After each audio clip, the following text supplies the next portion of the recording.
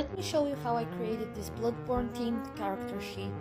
My first task was to sketch out some interesting silhouettes and outfits. I used some keywords to help me fit each silhouette into a certain theme. Comment which one of these versions is your favorite. I like the fancy one the most. Next, I tried to sketch out some ideas for the weapon. They're not very creative, to be honest. I decided to go for a scythe that can be transformed into a glaive by rotating its handle. Then I tried some color schemes, and after a lot of smudging and scrubbing, here's the final result. Hope you like it.